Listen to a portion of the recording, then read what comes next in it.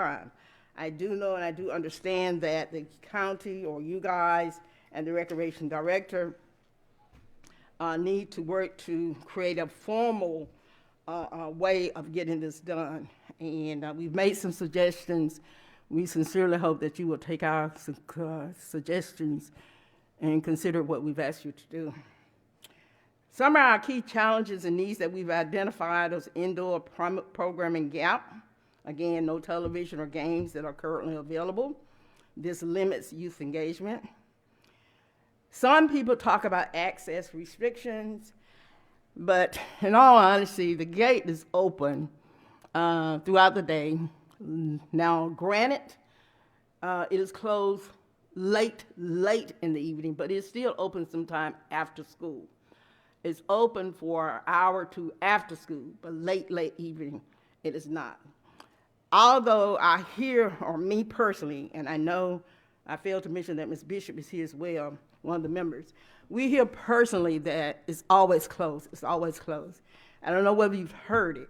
And I know other people hearing that people are telling us it's closed, we're not taking action. It is not closed.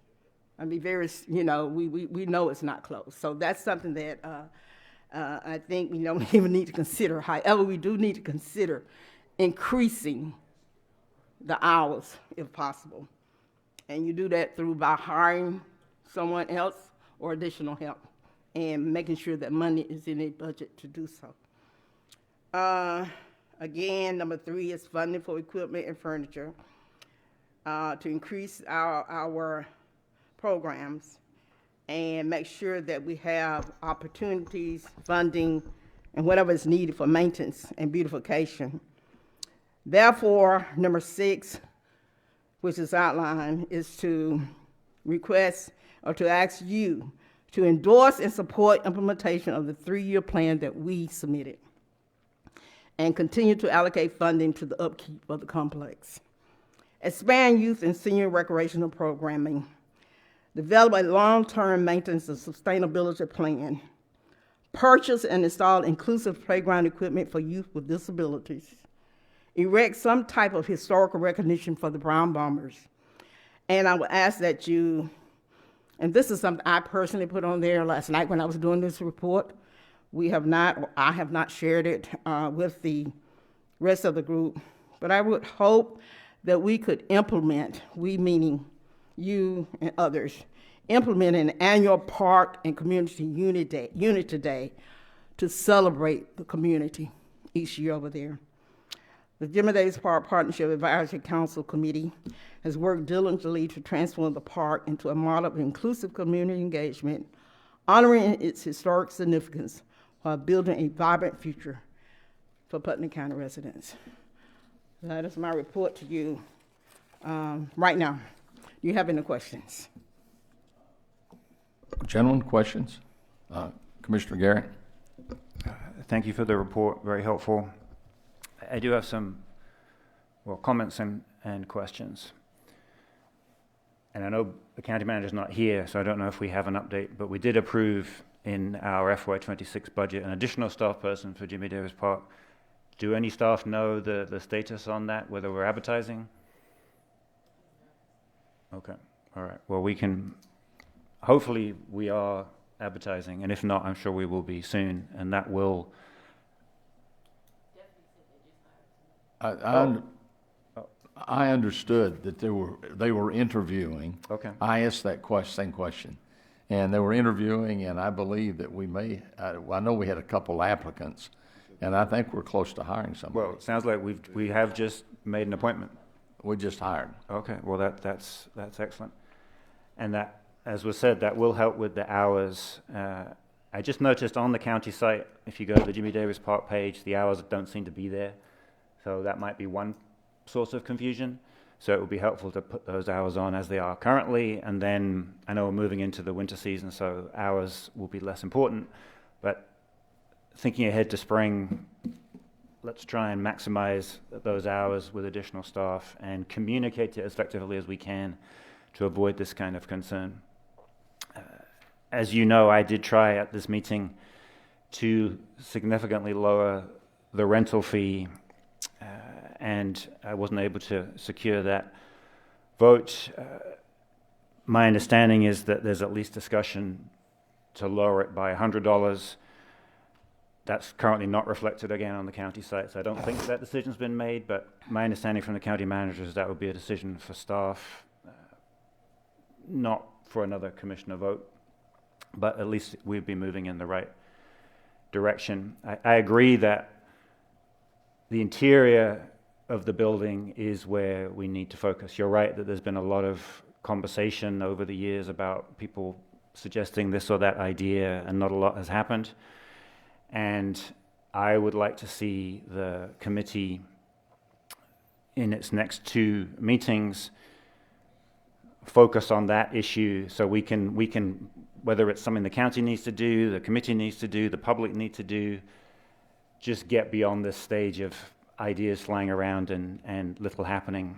I did donate a flat screen TV to the park a few months ago, so there is at least one piece of equipment there, but I would like to think that the county could, and I know the county manager's expressed his interest in doing this, some small dollar items to get some board games, just a few small things so there can be a bit of infrastructure in there, so parents and kids can start to know, okay, if I go at this time, I can do X, I can do Y. I'm sure we can make some progress there.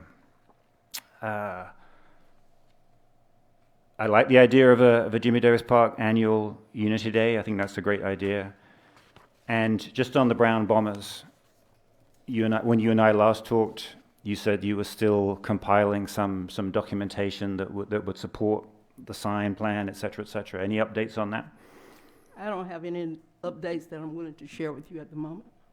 Okay, but that work is ongoing? Yes, it is. Okay. And my last question is, you made a reference to the District 2 Commissioner saying that the gates on the park may be temporary. Were you referring to me or to Commissioner Brown? The current District 2 Commissioner. Okay. I've never said that. My understanding is that the gates are there for the long term, they are there for security, and the way to avoid any perceived tension around them from the community is to maximize the number of hours that the park is open. So I never said what you're alleging that I said. So if you want to send me that recording, I'd love to hear it. You have it. You recorded each of our meetings, and I'm not surprised that you're saying that you didn't say it. Well, please send me the recording because I don't have it. And my last question is, when is the date for the next committee meeting? The scheduled date is December 11th or 12th, one of those days. I don't have it in front of me, but that's the scheduled date. Is that on the county site now? Yes, it is. Okay. Thank you. Other questions? Hearing none, I don't, no motions are needed. I have a Oh, okay, recommendation, sir. okay, go ahead. On behalf of the Jimmy Davis Park Advisory Council Committee, I respectfully submit a reform request at this time to dissolve the council and committee effective immediately. In April 24, this body was appointed by the Putnam County Commissioners with a specific directive to develop a comprehensive 3-year plan outlining revitalization, operational, and maintenance strategies for Jimmy Davis Park. Over the past year, the council has worked diligently to fulfill that charge through collaborative meetings, community feedback sessions, and extensive planning discussions. As detailed in the report that you just heard, the council committee has completed all primary objectives set forth by the board. The 3-year comprehensive plan, 24 through 27, was completed and presented. Bylaws and procedure standards were formally adopted in line with county ordinances. Key recommendations and facility improvements have been identified, implemented, are placed within the county's strategic plan for future execution. With these assignments concluded, the Advisory Council believes its mission is complete. At this stage, continual oversight can appropriately transition back to the Department of Recreation and the Board of Commissioners for ongoing implementation, monitoring, and funding discussions. Mr. Chairman, I would appreciate it highly if you would consider this resolution, recommendation today. Thank you, Janie. This is in District 2, so would you like to make that motion? Yes, Mr. Chairman. I move that we dissolve the Jimmy Davis Park Partnership Advisory Council. Is there a second to that motion? Effective today. I'm sorry. In fact, it's the effective date, I didn't. Okay, effective today. Is there a second? Second. We have a motion and a second.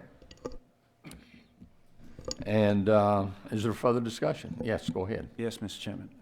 I wasn't expecting this today, but I can certainly see the sense in it. The council/committee has worked hard. I appreciate the efforts of the members and the chair.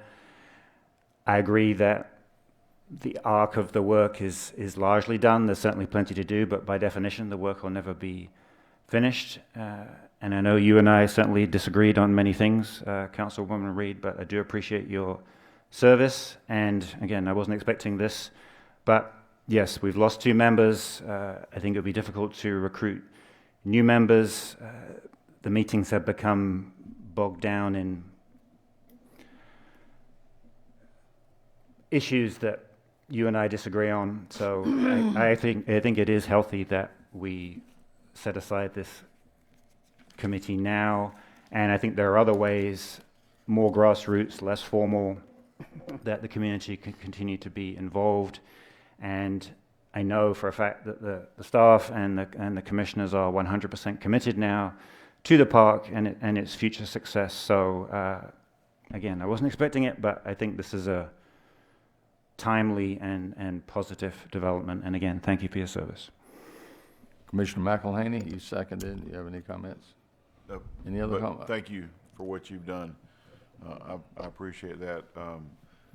I knew Mr. Jimmy, fine man, and I know that he is smiling down and super proud of what's been done and your leadership as well. So thank you. Thank you. Commissioner Hersey. Again, I would echo those words and thank you for your service on this committee. My concern is if there is no formal mechanism for public input where we just simply revert to where we were 3 years ago.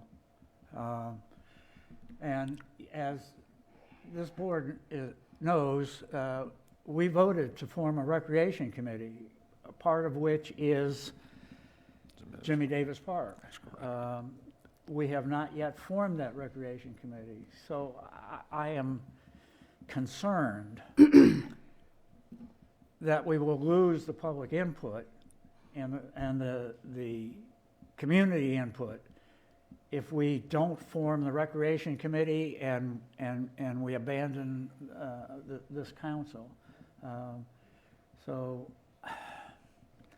I guess my feeling is that we should not abandon this council until we have actually formed the recreation committee to solicit the community input with regard to this particular park as well as the rest of the recreation program.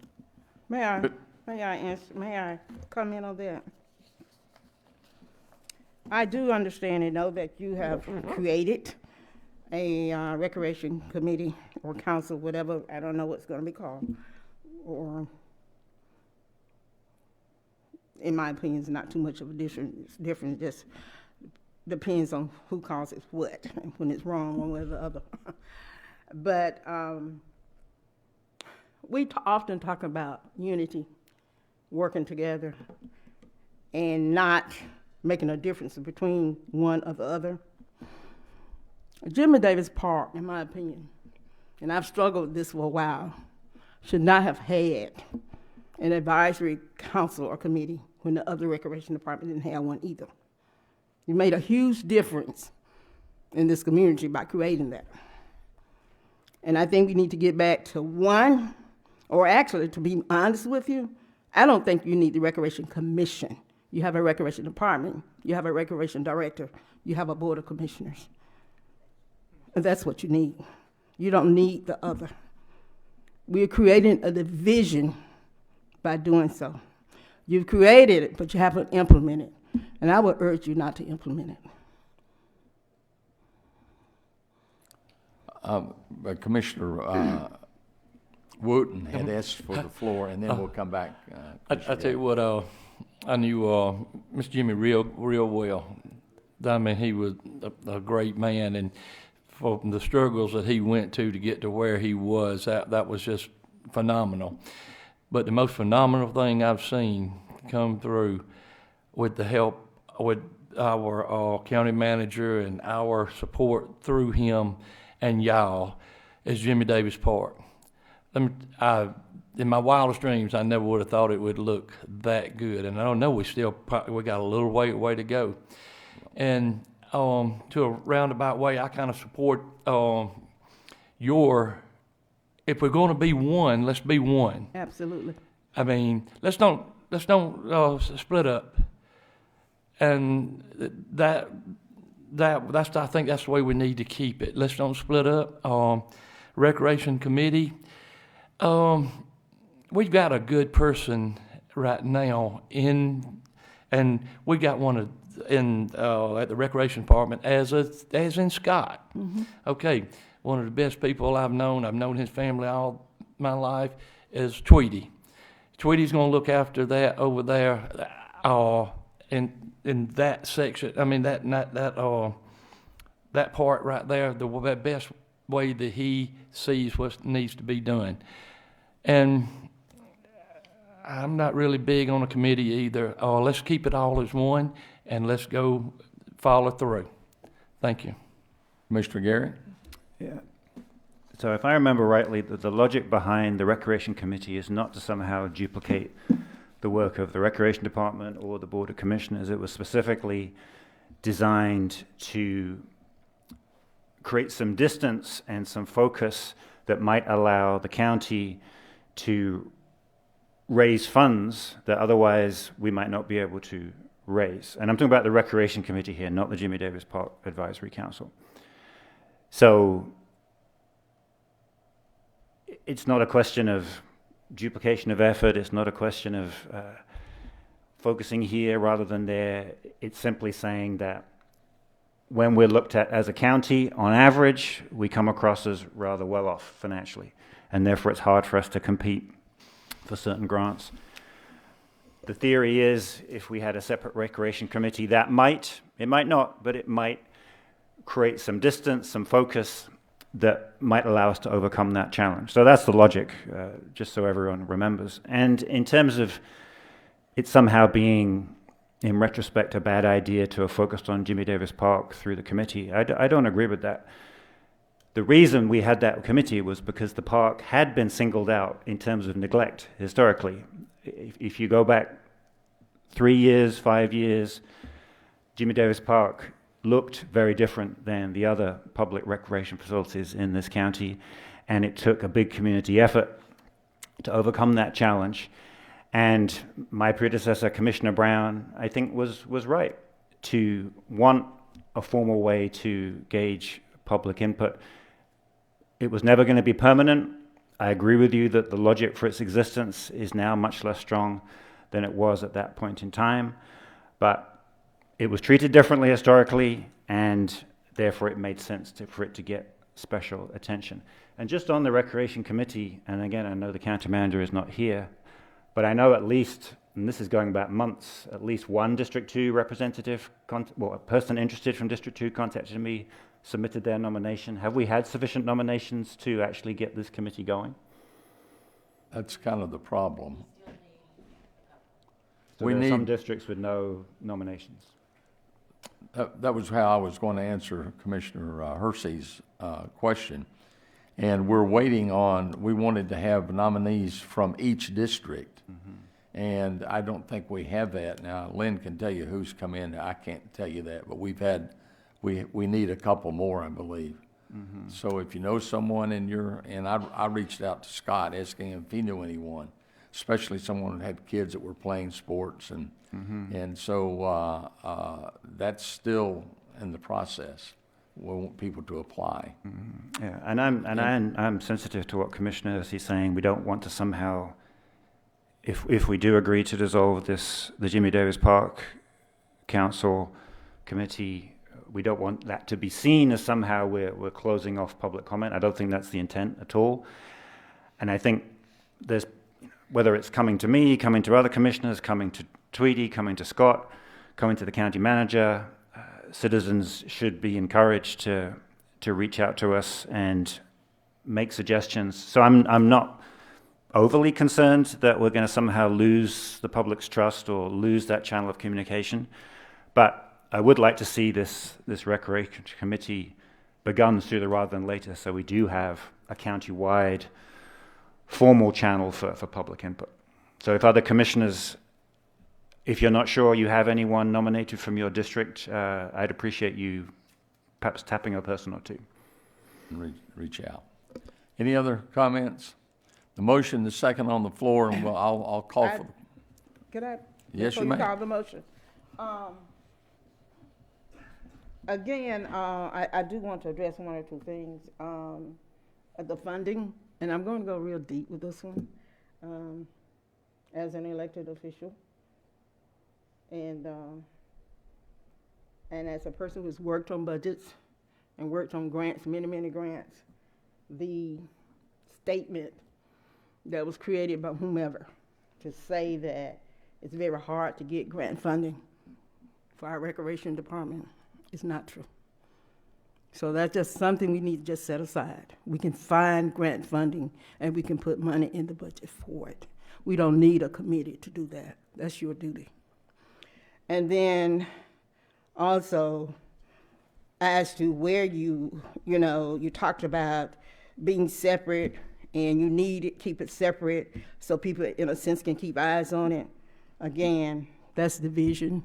That's dividing this community, where some people are very happy to do, and we need to stop doing that. We need to work on togetherness, and we can start today. And I'm talking, very candid here today, and especially about the Recreation Committee as to why, especially the District 2 Commissioner is saying that we need it. We need to start today and just move forward and let the commissioners and the Recreation Department do their job. That's all I have to say. I'll go ahead and call for the vote now. The vote is to dissolve the Jimmy Davis Park Partnership Advisory Council. That's what we had a motion and a second on the floor. Effective when, sir? Effective today. That was the motion and the second, and we've had discussion. So vote electronically, and then I want to say something after we're all done.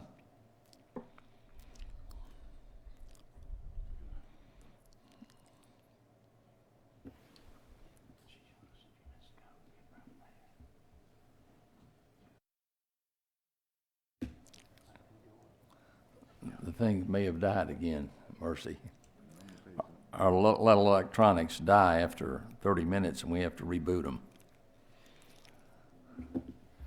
Voting is complete. Districts 1 and 2 vote aye, District 3 votes nay, and District 4 votes aye. The motion carries.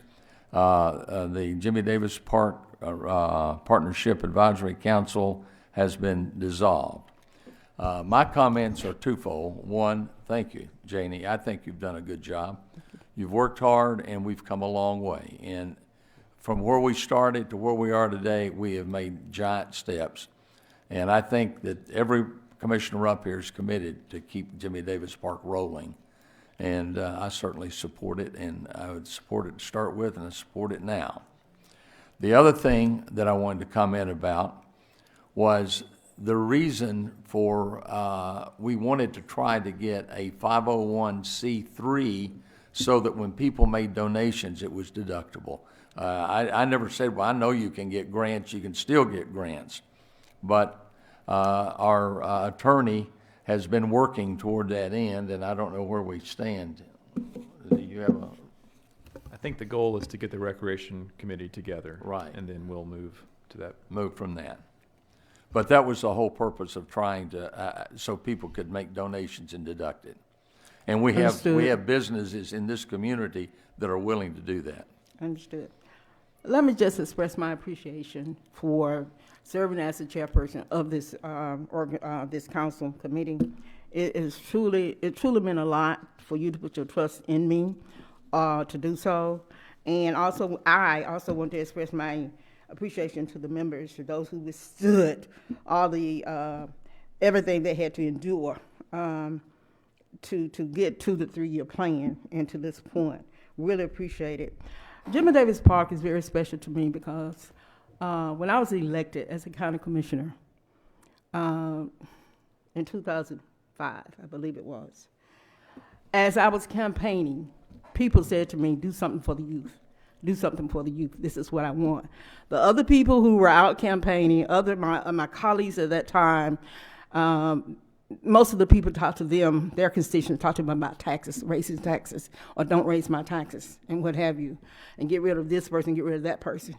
But the people that in my district at that time was saying to me, do something for the youth. Create a Boys and Girls Club, build a youth center or something. And they kept pointing at Butler Baker.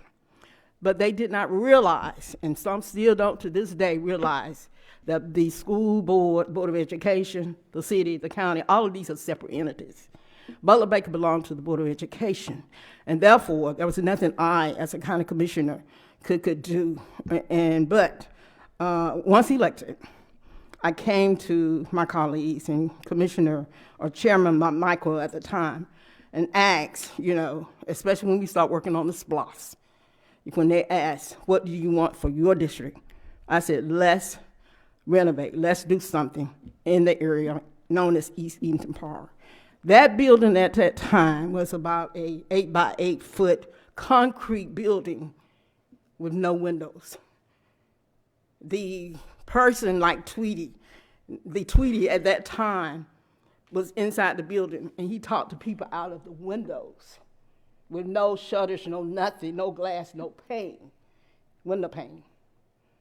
And it, because of my work, and I'm going to be very self-centered here today, because of my work, and because I had at least 3 commissioners who believed in me, because I had one commissioner who looked in my face and told me, Commissioner Reed, I would not vote to allocate one dime in that community.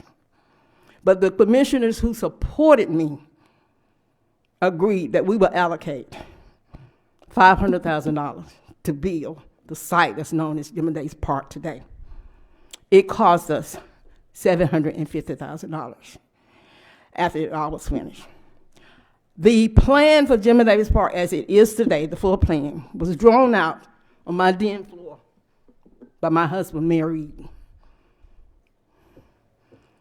And everything that we asked for at that time, we, not him and I, but we, the commissioners, and other people who supported that, the commissioners made sure that it happened in District 2 because I asked at that time. And for you to come back to ask me to chair and to nominate me and have me to chair this to help move our community forward, it truly, truly meant a lot to me. And I will appreciate, I do appreciate it. I know some people are hanging on their hat that they fixed Jimmy Davis Park and they saved Jimmy Davis Park. But Jimmy Davis Park is my legacy, and I will continue to work to make sure it gets the fair share it's supposed to get. Thank you. Thank you. Moving right along, item number 10. This is approval of FY 2025 Budget Amendment number 2. And Jennifer, I believe you're here. I know that we got all of this in the on email. Yes, sir. I sent it, I believe it was put in the package on Tuesday, and then I sent it again via email yesterday. I didn't receive any questions per se, so I'm here today if y'all have any. I couldn't open the other one. I could open this one and read that, and I understood that. But the other one didn't come up right. The Excel, I can try resending it to you. It's just okay. detailed line item by line item where Right. we took money from, put money in. This is just a annual item that we do for our auditors to comply.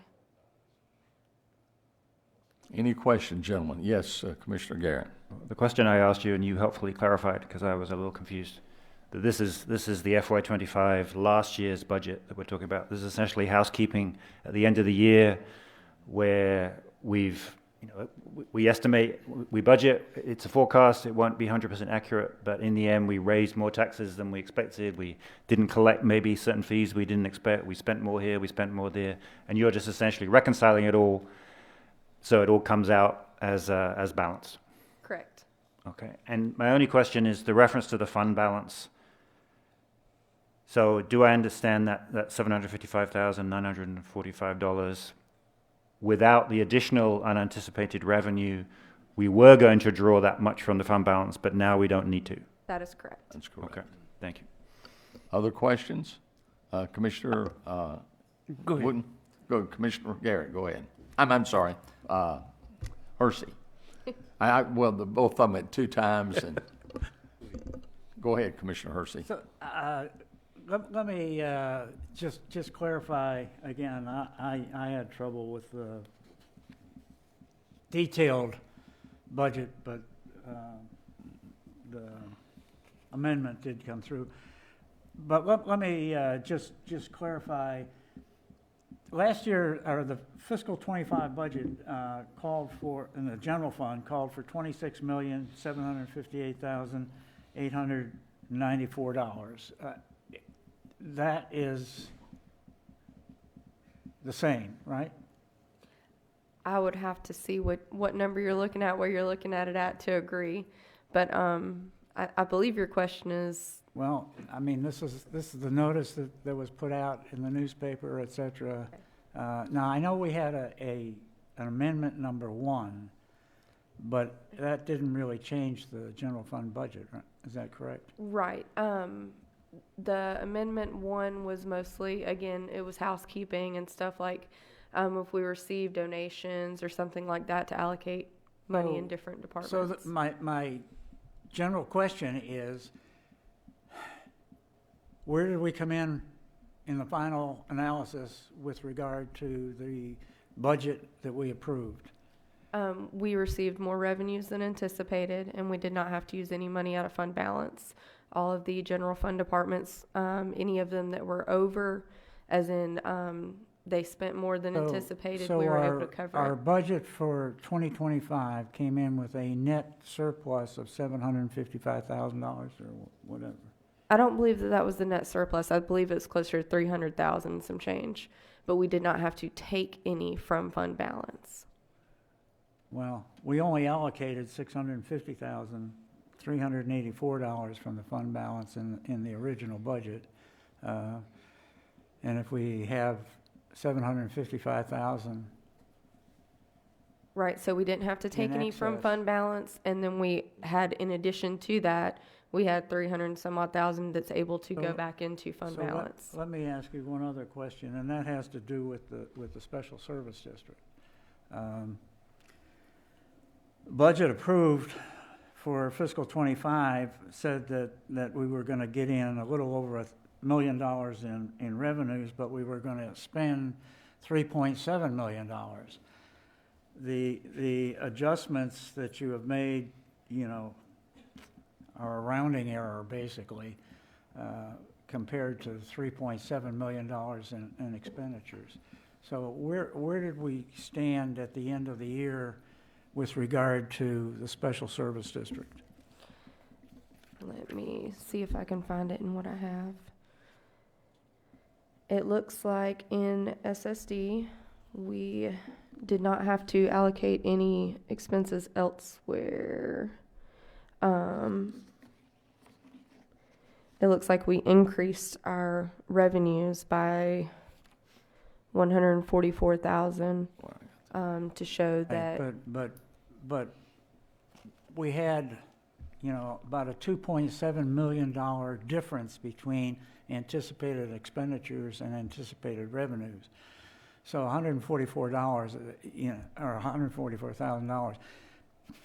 is not a meaningful number when you compare it with a $2.7 million difference between revenues and expenditures. So the question I have, and maybe you can go through the numbers and answer it later, but where at the end of fiscal 25 did the special service district budget end?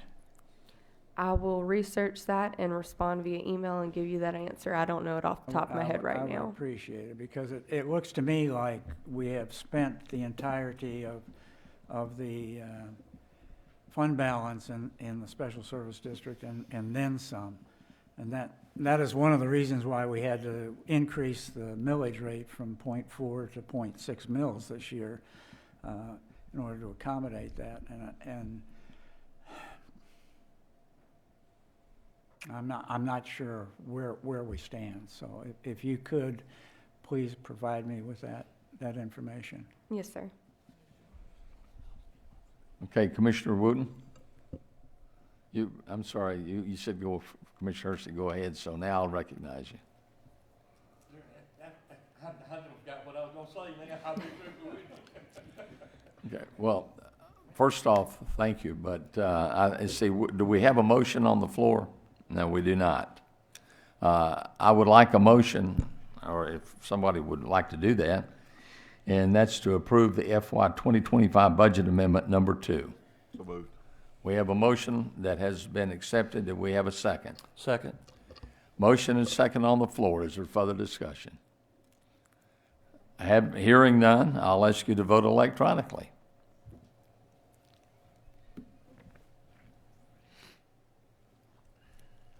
Voting is complete. Districts 1, 2, 3, and 4 vote aye.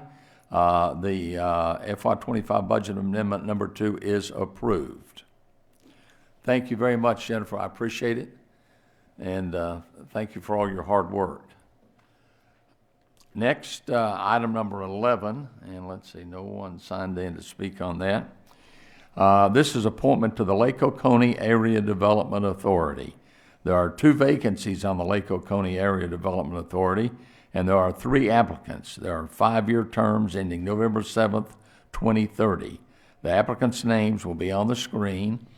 They are Kevin Beasley, Nick Marine, and Barry Chambers. There's 2 vacancies. And so I will call for a nomination from any commissioner. Commissioner Wooten. Out of District 4, I'd like to nominate Barry Chambers of 107 Sinclair Drive for a position on the Lake Oconee Area Development Authority. Are we going to do these one at a time, or can we have to? Okay, I can take all the nominations. So is there, do you need a second for that? I will second that. Okay, and is there another nomination? We have a nomination. Chairman, I would nominate Kevin Beasley from District 1 to serve on the Lake Oconee, whatever it is. Wouldn't District 1 need to make that nomination? Don't have to? Okay, I'm just making sure. Okay, we have a nomination of Kevin Beasley. Is there a second? Second. Okay, we have one other guy on there. Is there another nomination? Mr. Chairman, I'd like to nominate Nick Marine out of District 3 for this board. Is there a second? Second. We have all 3 nominated. Now, how do I go about finishing this?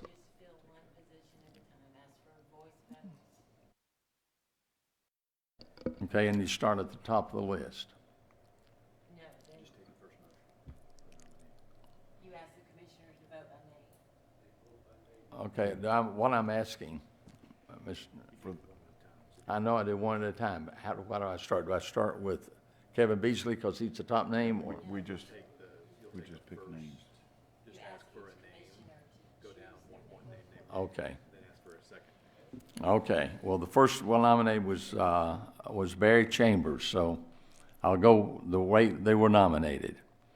No, you go by position, vacancy. Who you gonna nominate for this? Okay, who are we going to nominate to Mr. replace? Chairman, maybe the best way to do it would be fill the first vacancy. So take up the voice vote on the first vacancy, and then take up the voice vote on the second vacancy. Says the name.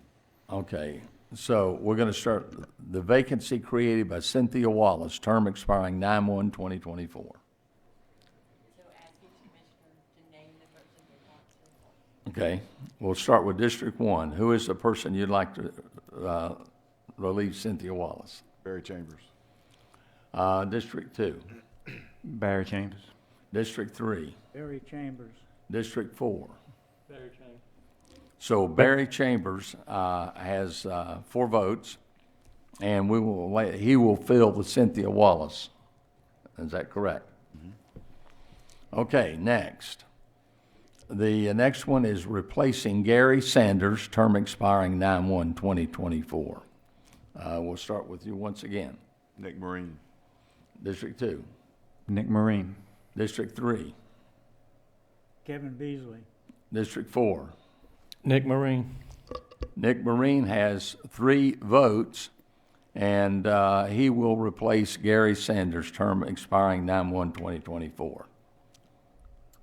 And I believe that concludes it. Mr. Chairman, just point of information. So in my ignorance, I always assumed this particular body, when it said Lake Oconee, I always thought that meant literally Lake Oconee. But when I read the bylaws, I realized it's simply a partnership between Putnam County and Greene County. That's correct. And the lake is merely the name of the body, the shared body of water, I suppose. Right. So, and I also noted that in the bylaws, there's an interesting difference between the way that Putnam County members are nominated and Greene County members are nominated. So in Putnam County, the Board of Commissioners nominate all of them. Mm-hmm. And in Greene County, it's split between the Greene County Commissioners, the City of Greensboro City Council, and also Union Point City Council. And I noted that Gary Sanders, who's now come off, as everyone knows, Gary Sanders is the city administrator for the City of Eatonton. And I thought that, in retrospect, made sense to me because that gave the City of Eatonton a voice. And I noted there's no District 2 nominee, and that may be partly my fault because I kind of didn't think of it as super relevant to District 2, but clearly it is relevant to District 2 and it is relevant to the City of Eatonton. And I know there are other nominations coming up, other current members whose term will expire next year. So all that to say, I would just something for us to think about whether we might whether we might modify our bylaws to ensure that the City of Eatonton, which is a somewhat good proxy for District 2, would have the opportunity to nominate one of our Putnam County members going forward. Because to date, as far as I know, with the exception of Mr. Sanders, it hasn't really reflected that aspect of the county or the city very well. They actually had an opportunity. Gary could have, applied. Well, right, and he didn't for whatever reason, and I don't know if he's nominated as the city administrator or as a personal individual or what. Well, right. So there you go. So it's less to do with the city. So anyway, I just think it's something for us to think about ahead of the next nomination round. Note that, sir. Thank you. We will move along. And thank you, gentlemen, for filling that. I was glad to get that completed. No one has signed in to talk about number 12. Item number 12 is where we are right now. Authorization for chairman to sign a resolution to request local legislation to amend the local acts creating the Board of Commissioners for Putnam County to establish a procedure for vacancies in office. And we were going to try to use the Gary McElhaney resolution, call it that, because he actually died in office, and that's what we're trying to cover. Adam, could you explain that and before we move forward? Mr. Chairman and board members, under Georgia law, if there is a vacancy in the position of Board of Commissioners, there are certain state statutes that dictate how those vacancies are filled. However, if a local act provides for differences under how the vacancy is filled, the that is what controls. The proposal from before you would be to request the legislator to adopt a amendment to your local act that would allow for vacancies to be filled in a different way than normally allowed by Georgia law. Under Georgia law, if a vacancy occurs, depending on the time of that vacancy, the position remains open until a subsequent special election. This body, in my tenure, I think has had 3 vacancies that have been filled through special election. In the meantime, there is not a representative of that district, or that seat remains open. The proposal would be to make a change that would allow the Board of Commissioners to fill that vacancy prior to the election. It would not take away the election. Instead, it would just push it back unless the remaining time period of the vacancy to be filled is for less than 12 months. So in that scenario, you would not have an election until the regular election time for that term. This is, under Georgia law, every county or in some cases cities have different rules on how this follows. I think you can find separate throughout Georgia different ways that this is done. Really, I want to be real clear. You're making a request to the legislator to make this change. So this is not something that the Board of Commissioners controls. It lies with the legislator. So this proposal is just a proposal to the legislator to make the change. They don't have to do that. They could leave us to how we are currently. The proposal, I do think that there have been a lot of comments from certain members of the public about the proposal. And I do, after talking with at least some of the commissioners, I think there are 2 changes from what you have on the screen that y'all should consider. One would be that any vacancy that is fills a spot be a resident of that electoral district. So if it's a vacancy in, say, District 1, that it would be a resident of District 1. If it's a vacancy in the chair, it'd be a citizen of Putnam County, a resident of Putnam County. Secondly, I would love for y'all to vote in favor all the time, like we all hold hands, but I think the reality is that we probably need to put in a tiebreaker provision. And I think normally the way, if there's a vacancy of less than 6 months, there can be, some jurisdictions have allowed the chief judge of Superior Court to make that appointment if a tie is hit. You could appoint another individual, say the probate judge or someone else who's willing to serve in that capacity.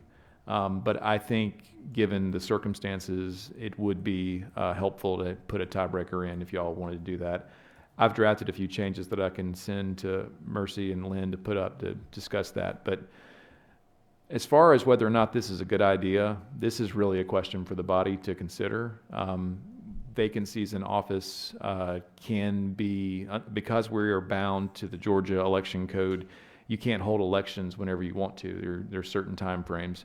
And vacancies in office, we in this body have previously had zoning matters that became before the board where the district commissioner for where the zoning decision was being made was not in office. Y'all have worked pretty well together, but if, for instance, if there were 2 vacancies at one time, it could very quickly devolve into not having representation. So I think generally it's kind of across the state, you'll find different jurisdictions that do different things.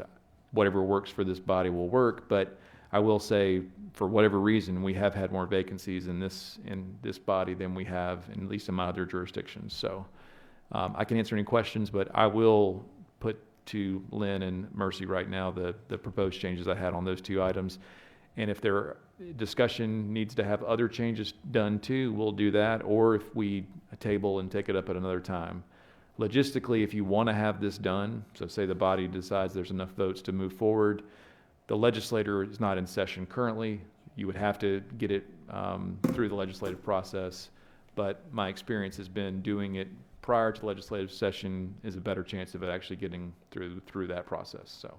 And the legislature could change something we submitted, is that correct? Yes, sir. Again, you are making a request of the legislator, and they don't have to honor that request. Mhm. Gentlemen, we'll start with questions. Mr. Chairman? Yes, I move that we Commissioner. table this agenda item until the revised version of the request to the General Assembly be prepared and provided to the commission. Is there a second to that? Second. Okay, we have a motion to table this resolution or prepared resolution until the update is prepared. And the date is ASAP, correct? By say the next meeting, is that fair? So we can put it on? Will you have it for the next meeting? But no, we've got it now, but if the chairman would include the date, I'm sorry, the commissioner, I've promoted you again, if, You want it tabled to a date certain? yes, sir, if you would put that as a part of the table. I would ask the attorney, at what point can you prepare the changes? So the changes we discussed, I've actually did presently, but, so you can put it in for your next meeting would be fine. And Our in next the meeting is meantime, The 18th, is that correct? and in the meantime, if there are additional changes or whatever anybody wants to do, say an alternate version of the other proposal, I'll certainly help whichever commissioner wants to draft that. But as far as the proposed changes, those are there. But I from my concept, I want y'all to have more time with it. And like I said, if someone has a different provision or a different way they want to go about it, this would give time for that to be fleshed out. Commissioner?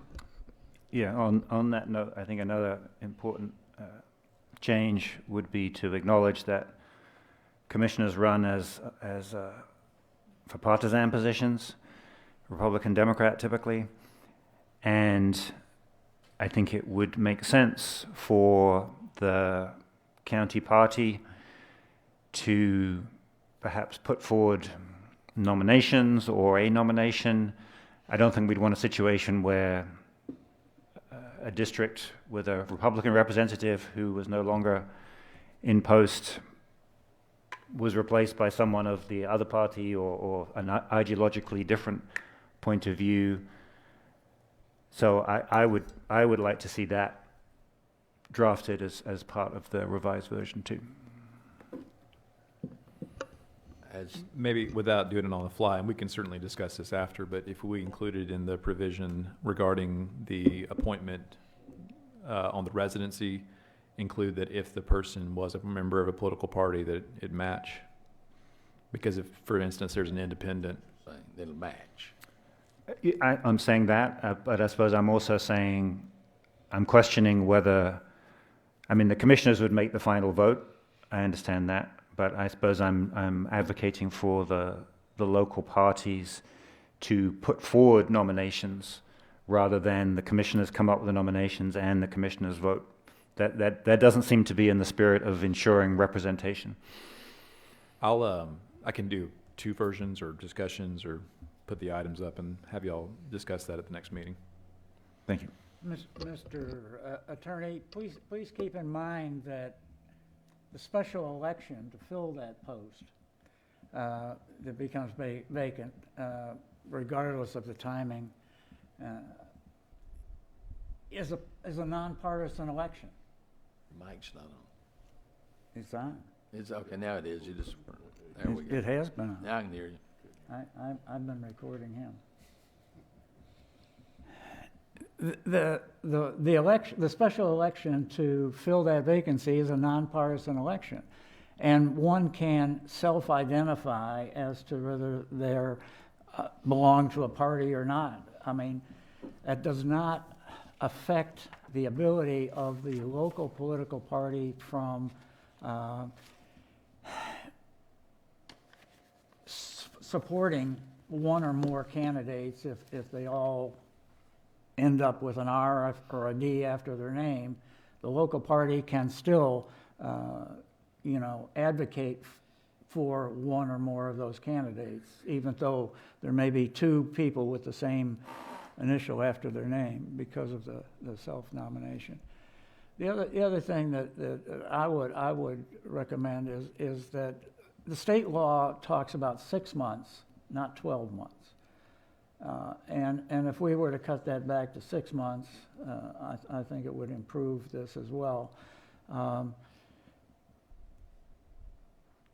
I mean, we can talk about changes to this. I mean, my preference would be not for this board to make that appointment, but to have a neutral third party, such as the judge of the Superior Court, to make that nomination or appointment for the 6 month, well, what I would consider 6 month period. Anyway, I would just ask, since we are discussing whether to table it or not, and the reasons for tabling it are that we're going to amend or change the verbiage here, that each of the commissioners can correspond with the county attorney as to their issues that they would like incorporated. So I think we're back to just The motion. tabling the issue till our next meeting. Commissioner Wooten. Okay, so we're looking at the judge to make the appointment, and we would approve it. Am I right on that? Well, this is all being put Right, together, right, and but- you can give your thoughts to Adam. Okay. The proposal was a tiebreaker. Who would Okay, you yeah. want to serve On in the the role of Right, tiebreaker? that's right. Chief Judge Superior Court, for example, under the Sinclair Water Authority Act, the Chief Judge of Superior Court stands for the tiebreaker in the chair position for that body. So it's not uncommon to have that role filled by the Chief Judge. Whether or not she wants to do it, it's a different conversation. But I think my point in the time between now and the next meeting is, however y'all wanted to put it together.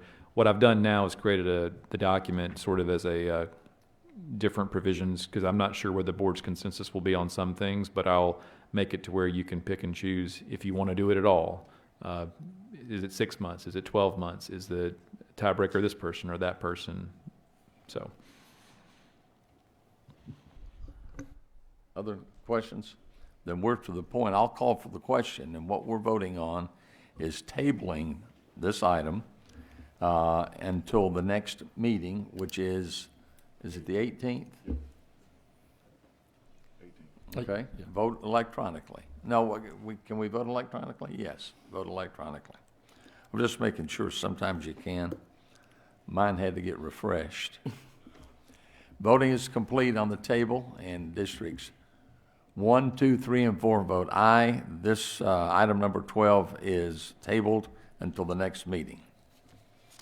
Moving to item number 13, this is a discussion and possible action to place up to a 6 months moratorium on data centers. We have 2 people signed, 3 people. No, wait a minute, this is number 13. Jennifer Ray.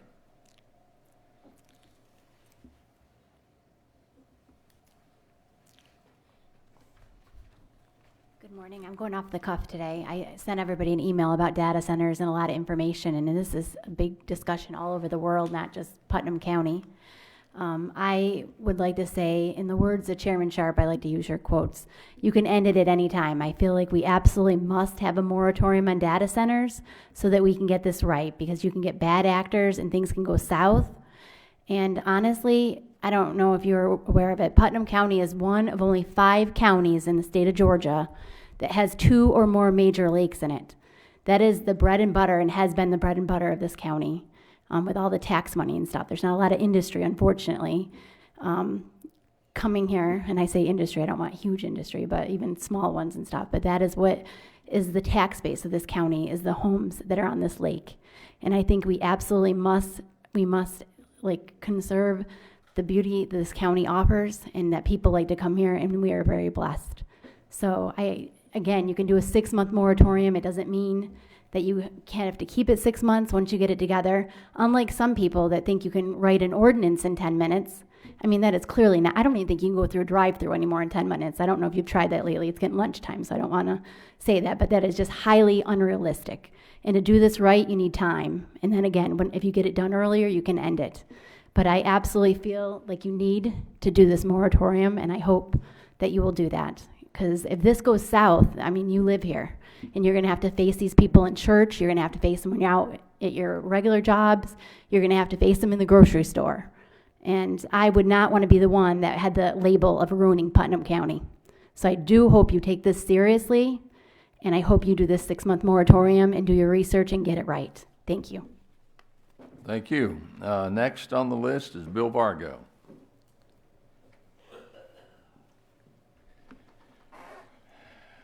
I pretty much disagree with what was just being said about data centers. They're a great tax revenue for our county, and we all know we need that. We know we're upside down, and we need to get the cash flow going the right way. But I failed to check, but I really don't think our zoning ordinances even address data centers at this time. So until they're addressed, I don't think they would be allowed to be built until there's ruling one way or the other and what classification of zoning ordinance they would fall under, commercial of some sort, of course. So, and we don't even have, to my knowledge, we don't even have a data center that's showing any interest here. So here we go with another moratorium, shutting the county down some more. I don't know how much we can choke it off before we run out of money, but no, I for the reasons of zoning that I don't really see that they've been addressed, so I don't see how we could even allow one. That'd be like allowing Kennedy Space Center to come in here. There's nothing like that even addressed in our zoning. So there'd have to be new ordinance allowed, written to allow that. And until that time comes, and I think this moratorium is just kind of a mute issue until it's needed, then we can address it at the time. But let's keep our cash flow going, keep our county surviving, and get the things we need in our community. So we don't need any more moratoriums. I don't know who even invented that word, but that's my opinion on it. Thank you. Thank you. Barb Vargo. Okay, this is not an existing problem right now. We don't even understand where it's coming from or if we are even popular enough to get one for now. So to waste our time again with another moratorium, why don't we just get a moratorium on our water problems here and shut the whole county down? Because that's more of a problem right now than this. I mean, what are we thinking? Nobody's come in here and said they want this data center at all. And first of all, maybe we should address the planning and zoning and find out if they have any knowledge of what's going on here.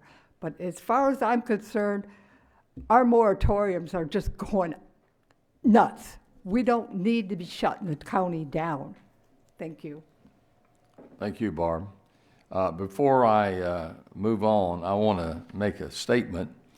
And this last week, the Paul Van Hout, the staff, and I met with the Middle Georgia Regional Commission. They actually came here, met with Laura Mathis, who is the head of Middle Georgia Regional Commission, Greg Boytke, who handles the different proposals, and I believe it was Carrie Sanchez that also was here. And we have made a request for Putnam County to the Middle Georgia Regional Commission to analyze data centers and bring back the facts. Everybody has got an opinion, but we need to base what we do on fact. We will be down to approve this request this coming Thursday. And it'll take them approximately 6 weeks to get back. There's also a request similar to that for Baldwin County. So that way you get fact. And I'm not a data center specialist, and I don't think any of us up here. Tom McElhaney is the only one that's ever visited one, to my knowledge. And so this is to try to obtain facts. Now, we'll move along. I wanted to make everybody aware that we did have that meeting. And Commissioner Hersey is the one that added this to the agenda. So, Commissioner Hersey, the floor is yours.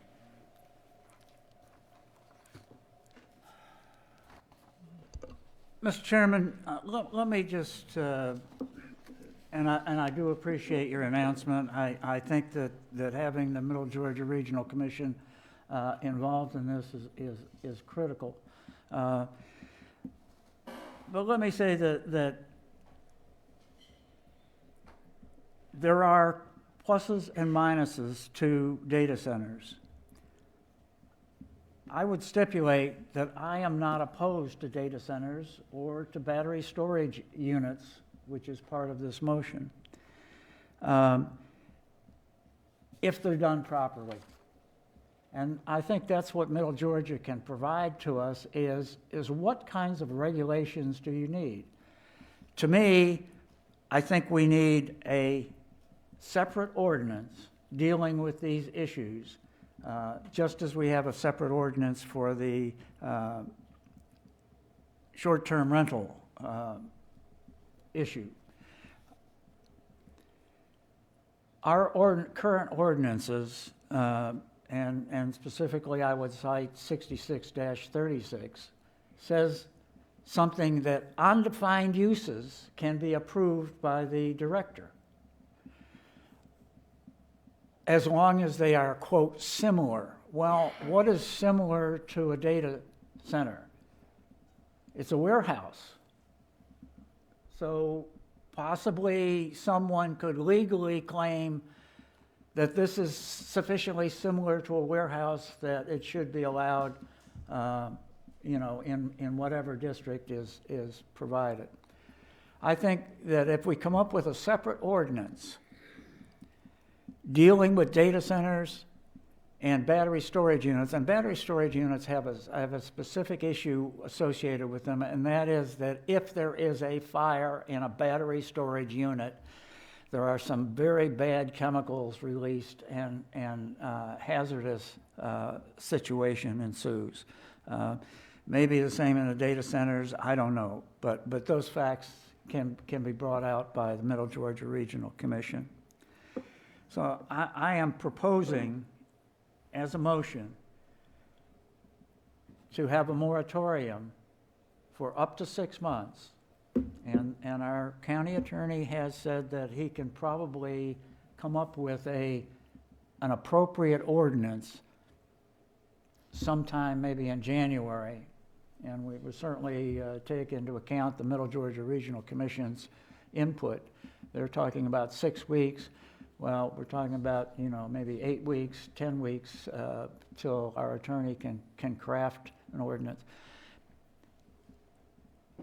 County attorney has ample basis in terms of representing a county with a data storage center, has the provisions, regulations from a number of different counties to pick and choose from. I think that coming back with a draft ordinance is not going to take 6 months, and hopefully we can, within 3 months or so, adopt an ordinance that will provide us. To me, there are a couple of things that are of concern. One is to make sure that it is properly insulated, a data center is properly insulated so that we don't have noise problems. I think that Commissioner McElhaney visiting the I guess it was the Facebook data center, assures us that it can be done properly so that the noise is not a factor. I would want to have an ordinance which considers size of the data center and battery storage unit. They may come in different sizes, I don't know. I mean, Twiggs County has just approved a $1 billion installation on something like 200 acres of property in Twiggs County. The prospect in Jones County has withdrawn their application because Jones County's regulations, I think, are over the top in terms of, and I don't know whether they withdrew their application because the regulations were too strict or because they for other reasons. I think we need an ordinance which is kind of middle of the road. Gives us protections, gives us assurances that it will not harm the population, it will not interfere with anything else going on in the county, and at the same time is going to provide the county with adequate sources of income. Can we go ahead and get a motion and then? You have the motion. Okay, the motion on the floor is to move, Commissioner Hersey moves that the Board of Commissioners place a countywide moratorium for up to 6 months on data centers and battery storage facilities. That's the motion. Do we have a second? Second. We have a motion and a second. Now then, Commissioner Hersey, you can finish. I'm sorry. I just wanted to get it on the floor. As I said, I think our current ordinance, specifically 6636, dealing with undefined uses, is inadequate to prevent a data center from coming in legally if they choose to do so. I am also very much concerned with the fact that Georgia Power has greatly expanded the Glenwood Springs power substation. They are planning to put in a substation on the Rockville Road in the middle of nowhere. This, again, concerns me that there isn't something going on. Apart from that, there was an article 2 weeks ago in the newspaper, a headline in the newspaper, in which the PDA director, Matt Pointer, lauded data centers as a great thing for, I guess, the PDA to try to recruit. I don't know.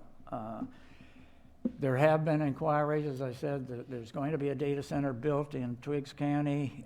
There was an application that's been withdrawn in Jones County. There has been discussion about a possible data center in Jasper County. I know that inquiries have been made in Greene County and Morgan County, and I would be very surprised if there hasn't been some as yet undisclosed inquiries into, possibly Putnam County. So I think that, is it an issue? Well, I would like to be proactive on this and not reactive and enter into some kinds of lawsuits about whether we can or can't have a data center once an application comes in for one. Thank you. Other comments, Commissioner? So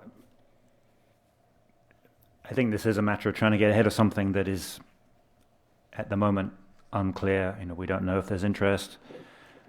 We don't know whether someone could or couldn't somehow use our existing ordinance to get data center approval. I am sympathetic to the notion that 6 months seems a long time, and maybe we don't need 6 months, or 6 months might send the wrong message to potentially positive and welcome development. So my question for the attorney is, my sense is that counties across the nation are drafting and approving data center ordinances right now. There's no shortage of potential text to work with. And that makes me think, but correct me if I'm wrong, that it might be a relatively efficient process to start with some sort of template from a comparable jurisdiction and then modify it to be aligned with our codes rather than starting with a blank piece of paper. So to concentrate our minds to get this done sooner rather than later, to not send a signal to possible developers of interest that we're somehow closed for business when it comes to data centers. Would it be realistic to approve a 3-month moratorium rather than a 6-month one? Is that, could we get it done? Could you get it done and then have our input, get it on the books within 3 months? So one of my clients just finished a battery storage ordinance. So I'm going to email you that now. Burke County's had several inquiries, and in fact, they're going to have one if it goes through for their second reading at next Tuesday. There's somebody waiting in the wings to start the operation. So that one would be pretty quick. And to Commissioner Hersey's point, there are several opportunities to look at what other jurisdictions are doing for data centers. I want to make 2 points since I got the time. I'm not going to answer your question. I was going to do other clarifying things. One, I'm not going to presume which way the vote's going to go on this item, but I did provide a definition of, I think it's important because Commissioner Hersey is concerned about the vagueness or the opportunity someone could have to argue that our uses allow it currently for the purposes of the moratorium. If you do implement it, these are 2 definitions for data center and battery energy storage systems that I believe would satisfy the what Commissioner Hersey's after. So these are not the definitions that you would necessarily be tied to in your ordinances if you actually adopt one, but for purposes of the moratorium, I do think it's important to define these uses because, as Commissioner Hersey said, they are relatively new. So I don't want someone to slip one in on the code. Secondly, I think it's worth me saying that a previous speaker and the public mentioned that y'all's ordinances are drafted that if a use is not listed, you're not allowed to do it. I will also say to Commissioner Hersey's point that there is a provision in your ordinances that allows for undefined uses to be found within a district. So the confidence I have that you would not be allowed to do a data center or battery storage system in Putnam County is within those ordinances. I'm confident that it would go that way, but could I definitively tell you that a judge would say, no, that use actually is within there? I don't know. So I would suggest that a moratorium of this kind would be sort of a belt and suspenders approach. Quite frankly, some jurisdictions have done it, some have not. My approach is that it really wouldn't impact which way I would work. I think regardless of what action you take today, battery storage and data centers were both on our agenda for our planning ordinances, and they're well underway. To your question about the 3 months, on my end, that wouldn't be the problem. The only thing is Putnam County has a pretty robust process for amendments to your ordinances. 3 months is probably the minimum that you could do with the requirements to hold your public hearings, advertise in the newspaper, and consider a proposal. We'll try. If that's what the board moves towards, we can do that. Just know that y'all's system's a little bit more involved when it comes to making ordinance changes. So I wouldn't go lower than 3. Thank you. Other questions? Comments. Go ahead, Commissioner McElhaney. So I've had several discussions with Ms. Jackson about this, and I lean back to what the county attorney says. You know, we don't have, there's not an allowed use. So I'm not quite sure why we would need a moratorium. And I don't think that even Ms. Jackson would allow that, saying it was some special use. I mean, I took a red eye from California last night, and I'm a little foggy, but I'm not that foggy, so I don't know why we should entertain that. I'm sorry. Other discussion, Commissioner Hersey. Well, just let me say that two points. One, first is that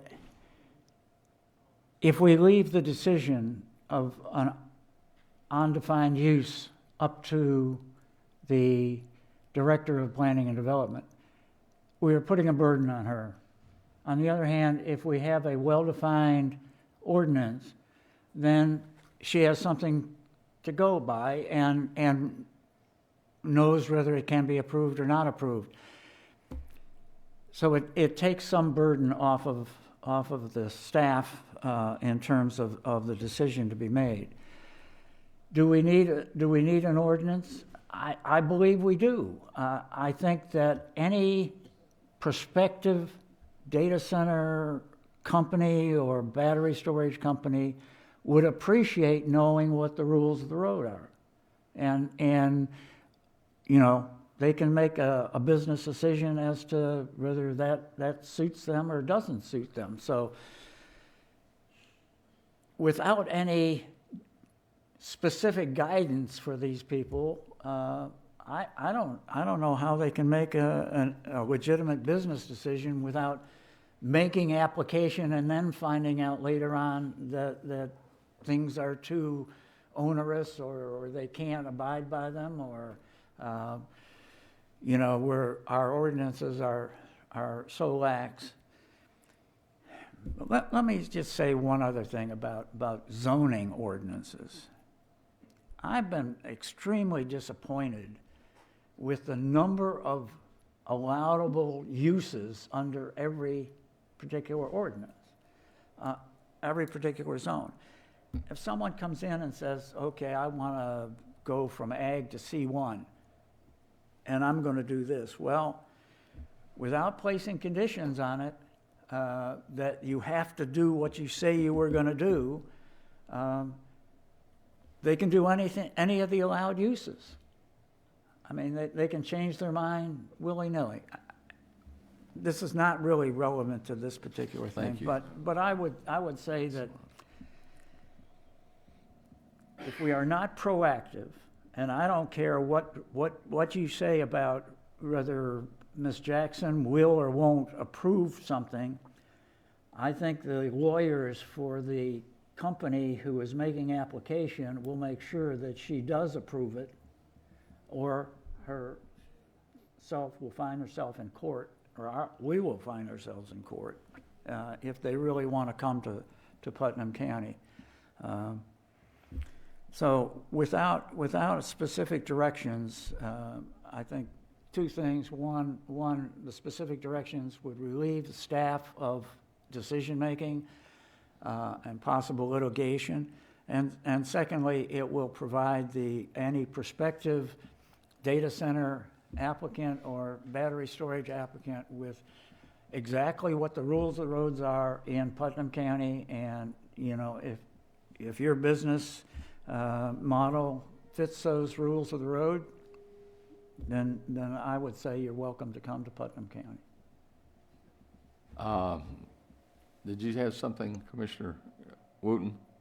I'm just sitting here listening to what everybody's saying, and what we're looking at is, first thing, we got nothing for data centers. So, and we got a lot of meetings coming up in the next 6 to 8 weeks that are going to address these matters. In the meantime, if the application comes in, you know it's going to take probably 6 months to get the application approved or disapproved for her to work through it. So hopefully in the next 6 to 8 weeks, all the meetings that we're going to have, we'll have something, as Commissioner Hershey said, that we can apply to this. But I really don't think that we need to put another moratorium on anything right now. And like I said, if the application did come in, it's going to take we should be through with all what we're going to do with the meetings. Commissioner McElhaney. We got two things here. You got a request for a moratorium, and we're working on an ordinance. I think at our last work session, that was addressed, right? So we're moving down that road. It's not an allowable use in our ordinances currently. and we're working to fix it. So I don't know that there's a need for a moratorium, in my opinion. I'm going to go ahead and, let's see, Well, Commissioner, I- I know, first- Commissioner first Hershey, of you've all, had let- your 2 times. I know, but let me just No respond to Commissioner Wooten's remarks. You're out of order. Commissioner Garrett asked for the floor. The chairman has the right to extend the debate. Commissioner? Thank you, Mr. Chairman. So I agree with Commissioner McElhaney that there's 2 different things here. There's a moratorium, and then there's ordinance. And I just want to clarify, I think what Commissioner McElhaney just said was that as part of our broader discussions around ordinance changes concerning development, we have explicitly said we are going to come up with language that speaks to data centers and battery energy storage. Is that what I understood you to say? And Mr. Attorney, is that accurate? I think the proposal would be Commissioner Hersey's approach. He was the one leading the charge on solar farms, battery storage, and data centers. And I believe the intention would be to create a standalone, well, not a standalone ordinance, but similar to what was done with short-term rentals, a part of your ordinances that regulate all those, including both the where they would be in your zoning districts and how they would be constructed. Mm-hmm. So I think that is the goal. I envision that being part of the. I know you've got later on your agenda on 16 about setting a town hall. I think that may be an opportunity to discuss scheduling on some of the other things. But my intention would be, I think we had envisioned another work session of the Board of Commissioners, and to bring ordinances to that work session that lay out the changes that we talked about. And of the priority list that we had, this was one of those. That's the 18th. Right. That would be including the proposal on individual ordinances that regulate these uses. Okay, thank you. So I suppose my thinking then is, I think it's good that our broader development discussions have so many dimensions, but the downside is that we have a lot of things to wrangle at once, and we have a rather open-ended time frame. And I know there's certainly a lot of interest in data centers, a lot of it not well-informed, but some of it well-informed. And it is certainly possible. It wouldn't surprise me, as Commissioner Hersey said, that there's interest circling, welcome or not. So I still think it behooves us to get ahead of this, and I do think developers would appreciate some clarity, because right now we don't have any clarity. Can you do it? Can you not? And if we're trying to encourage it, clearly right now we don't have any language that encourages it at all.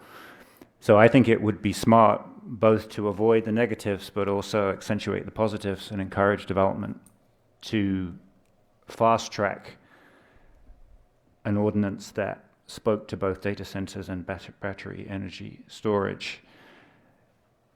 So I'd like to amend the motion, Mr. Chairman. Hey, you may. And I know the version of the version in the packet has already been, battery storage has been added on, so I don't have that in front of me, so let me just,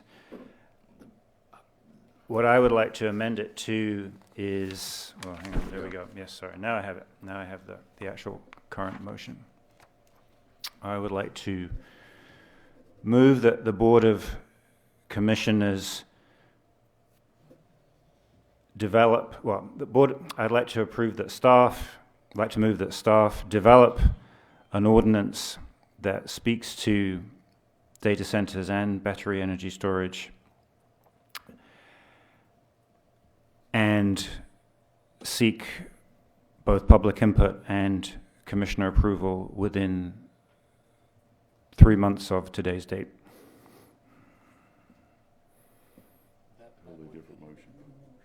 That's a different motion. Is that effectively a new motion? No, that's not amending the motion. That's All a right. different motion. Well, then I'm making You it. can amend it to 3 months. That's an amendment. but- Yes, no, I understand. Fair enough, fair enough. Well, can I term it a new motion then? Or do we have to vote on this Be one after first? this is voted on. Okay. We have a motion on the floor, second discussion's complete, and the question's been called for. So we can vote on that, and then if you have a different motion, you certainly can make that.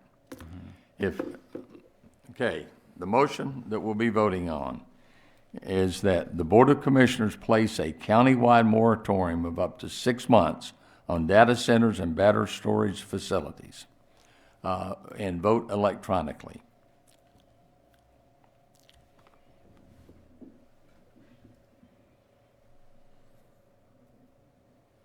Swipe up. Swipe up.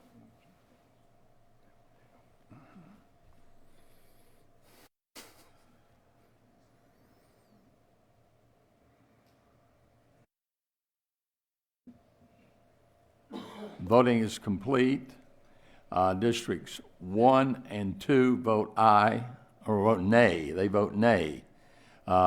District 3 votes yea, and District 4 votes nay. That motion fails. Now, I'll recognize Commissioner Garrett. Thank you, Mr. Chairman. Yes, so I'd like to put a new motion on the floor.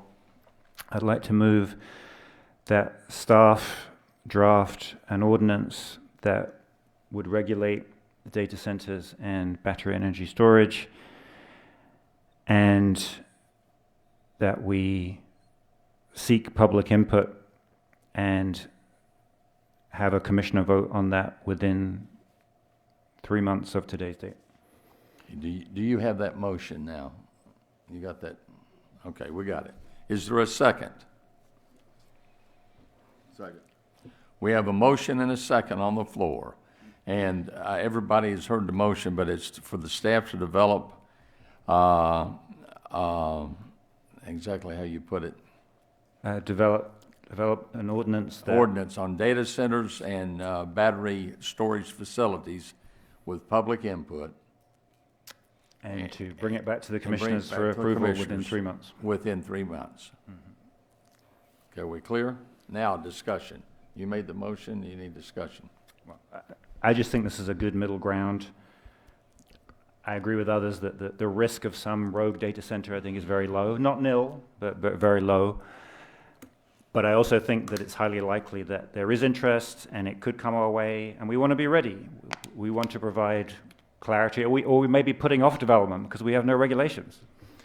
So whether we're trying to avoid negatives or advance positives, let's get this done. But let's get it done quickly. 6 months, we're going to forget about it. It's going to drift. 3 months is going to keep us focused, and I think it avoids the need for a moratorium. That does seem a little over the top, but absolutely we need dedicated ordinance. Commissioner McElhaney, you seconded. Yeah, so my question is to the county attorney. Is it possible to have all that done in 3 months? You said that was the bottom. I just told Ms. Butterworth that I'm going to sleep here from now on and get it done by the 18th. No, we'll have something together. For consideration. If you'll do the red eye back from San Diego, I'll have that done by the 18th. But remember, your ordinances, there are scheduling for your making changes to your ordinances include timeframes outside of your control because of the way y'all have set it up. Most jurisdictions do not require a newspaper notice. They usually just have 2 readings, so they can move a little bit faster. This does have a zoning component too that I'll have to consider if we have to need to do some advertising for that as well. 3 months is going to be a minimum, but what I would suggest would be by your next work session, we will come in with a template of ordinances that will get the process started, and then between that, I think the turnaround on that would be pretty quick. Quite frankly, my experience with both battery storage systems, to some extent solar farms and data centers, they are relatively not only unknown uses to most people, but also changing within themselves. So we'll do our best to get the ordinances together. I think borrowing from other jurisdictions is a good start, but we'll certainly have something together for y'all, and I think we can. I don't see why we can't move quickly.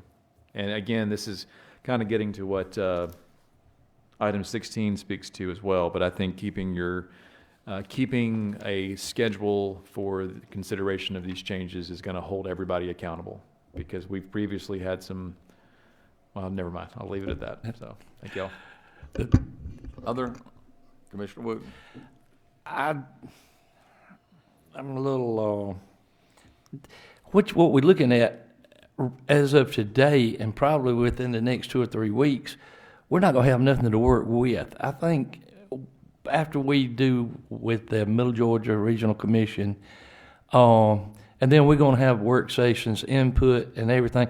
I don't think 3 months is gonna be enough for, I'm not knocking our, counselor over there, but this is gonna be a hard thing and a long drawn out thing. I don't wanna miss an opportunity, for maybe next summer or something like that. But like I said, we hadn't got anything right now that says that we can have it. So why are we even considering it? I mean, it just makes no sense to me. Thank you. Commissioner Garrett. I mean, Mr. Chairman, just to respond to Commissioner Wooten's point, I mean, I think it's less that something's going to come and we're not ready for it. I think it's more that we might want something to come and we're not ready for it because we don't have anything in place. If someone wanted to set up a data center here now, and we know battery energy storage, we had a company speak to this body a few weeks ago, and without us moving on an ordinance, there really is no clear pathway. They're not trying to sue the county and say it's some undefined use. They're essentially trying to work with us to come up with some language. So I think it's more, let's get ahead of it because we want to be prepared, rather than nothing's going to happen, so why bother? Anything, Commissioner Hersey? You're allowed to speak. I agree with Commissioner Wooten that 3 months is probably too little time if we're going to have public input on this. I mean, when are we going to schedule a town hall? We have to do the advertising for a public hearing on a change in the ordinance, and that takes a period of time before we can even hold a public hearing. And in the interim, we're going to have discussions over the language in the ordinance having to do with the data center. Again, I come back to the fact that a moratorium gives us the opportunity to do it right. I mean, I as far as a prospective data center or battery storage facility, 6 months is not a long time for them to wait to see what the rules are. It just isn't. The fact of the matter is that we can probably do this in less than 6 months, but as the county attorney has said, that would be a minimum given all of the things that we have to go through in order to change the ordinance or to craft a new ordinance. Right now, our ordinance doesn't have a definition of a data center or a battery storage unit. It's basically a warehouse, and that's an allowed use in certain zones. So if I were an attorney and I wanted to place a data center in Putnam County, I would certainly take the county to court over whether this is an undefined similar usage. Mr. Chairman, I'm sorry, if it's okay. I want to make one observation about the motion. I went and read. It is only requiring that we provide the draft and receive public input within 3 months. You're not obligating yourselves to pass an ordinance within 3 months. I did want to make that distinction, and that process we could have that part of it done within 3 months. I would agree that 3 months is pretty tight for y'all. I mean, just in general, the way y'all's operation works, it's 3 months is tight for ordinance to get on the books. But as far as having a draft and receiving public comment, I think 3 months is very doable. But do you even consider a moratorium? You don't need a moratorium for what we're doing. The moratorium is a, I can't completely, I could not argue necessarily against what Commissioner Hersey is saying. There may be an argument, and there are other jurisdictions where developers have brought litigation against their bodies, but every one of those is for a different reason. Every one of those is unique. Zoning in Georgia is specific to the jurisdiction where it is. You set up your own system. Commissioner Hersey's point is one that I find myself in often, where the judge is not in the room while we have the fight. So there is no decision maker. There's nobody here who would rule that our ordinances aren't or are not in a certain way. So as far as I'm concerned, y'all have already made the vote on the moratorium. So I guess now we're just focused on the motion beforehand. From my perspective, the 3-month window would be enough time to fulfill those items. Now, getting it on the books, a little tight, but again, you wouldn't be obligating yourselves to that. Also, another point, you're making this motion to direct yourself as a body. You could also decide not to do that as well. But again, my commitment is that on the 18th, you'll have a proposed version of this ordinance, and then we can schedule, which I keep going back to where we're going here later in the meeting. It does look like there's an intent to get public input on these proposed changes. So I think we're on the right track.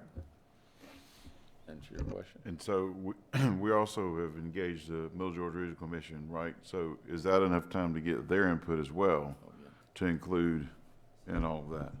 I don't know, but let me also say this too. Burke County, we spent the better part of a year and a half with solar farms. I don't want to get my numbers wrong, but Burke County has over 2,000 acres already of solar farms, and I think it may even be closer to 3, and there's other proposals coming in. So it's a massive operation. I started working on Burke County's solar farm ordinances around the time that COVID started. We spent a long time developing those ordinances, put them in place, implemented them. Immediately thereafter, we started revising them because the industry changes. These are living documents. There's a reason that we talk about zoning all the time in these meetings. It's because you can try to be as proactive as you can, but unfortunately development's always going to be something we have to be reactive to. And in the very short time that I've had any involvement with data centers, I know they went from requiring a lot of water to now they're not requiring as much water, to they're bigger, they're smaller.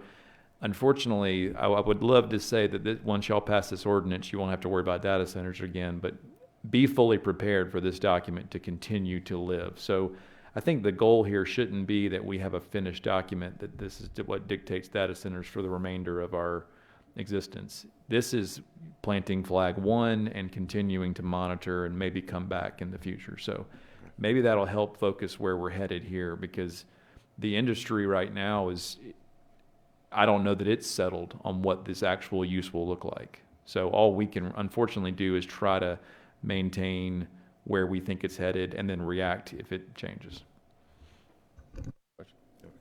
Anybody else? Go ahead, Commissioner Hersey. It just sounds to me like this board is in pretty much an agreement that we need something in our ordinance relating to data centers and possibly battery storage facilities. Our discussion just centers on how we go about doing this, and whether we do it in a proactive fashion or we do it in a reactive fashion. If we were to amend this motion to include requiring a staff to schedule a public hearing, or do we wait until we've discussed this ad nauseum and come up with all of the tweaks of the ordinance before we require that? I would ask clerk, for a public hearing, what do we need? 15 days notice to the newspaper?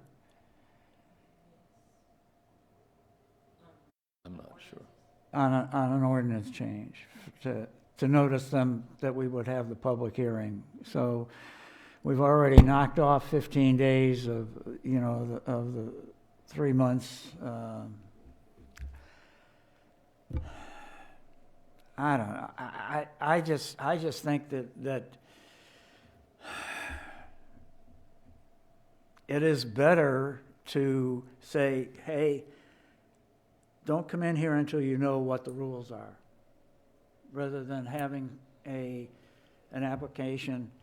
I mean, last night's Planning and Zoning Commission meeting, there were two items that were presented and approved by the Planning and Zoning Commission meeting. Rezonings. Both of those rezonings came in immediately before we put the moratorium on rezoning. Okay. Will a data center application come in immediately before we put a moratorium on data centers? I don't know. Other comments? If not, we're ready to vote. And I would like for you all to read that so that I have it perfect. The motion is to have, advise the staff to develop. The motion is for staff to draft an ordinance that regulates data centers and battery storage facilities and seek public input and commissioner approval within 3 months of today's date. We good? We have a motion and a second. And it does not include the word moratorium. It does not include the word No, moratorium. but I thought we weren't, it was just for us to consider not approve. Isn't that what? No, we're asking the staff. Seek, okay. Just to seek public. No, it's having the staff. Everybody understand? February Within 7th. 3 months, right. By February 7th, you would have a And we're public not hearing. using the word moratorium. That's the key. Right. Okay, now, we'll have a vote, and we need to do this verbally. I'll call for the question. That'll make it official. We've had a motion and a second. Now, vote verbally. Aye. 1 aye. Aye. 3, No. 4. Aye. The motion carries. Now, I'll repeat who voted. Districts 1, 2 vote aye, 3 vote nay, 4 votes aye. Motion carries. So the staff has been instructed, and let's move forward. We have been a long time. I'd like to call, if everybody will agree, about a 5-minute bathroom break. And then we'll come back, let's say 10 minutes. We'll come back at 20 to 1. And at that time, we will go to item number 14.